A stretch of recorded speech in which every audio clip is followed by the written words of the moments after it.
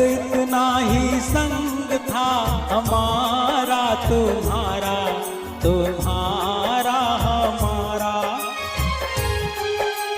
बस इतना ही संग था हमारा तुम्हारा, तुम्हारा हमारा।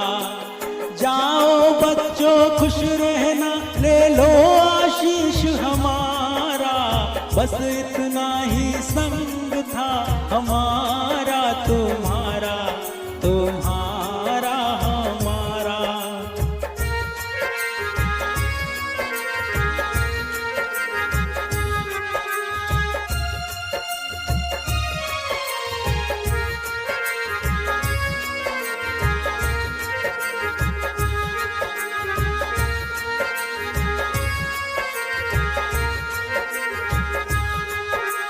कोई बदल ना पाया ये दस्तूर पुराना हो,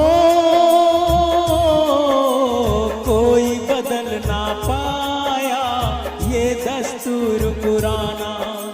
छोड़ के इस स्कूल को कॉलेज तुम्हें है जाना। हुए पराए रहा न तुम पर अब अधिकार हमारा। बस इतना ही संग था हमारा तुम्हारा, तुम्हारा हमारा।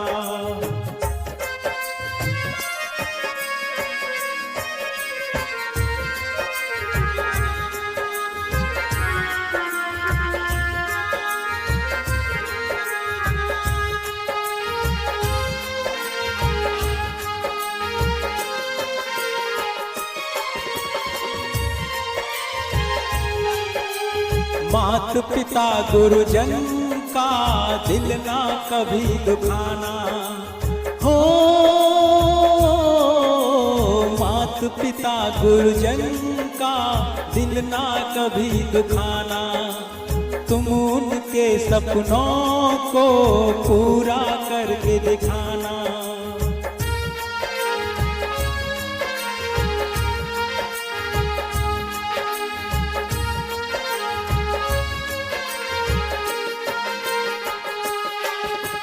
मात पिता गुरुजन का दिल ना कभी दुखाना।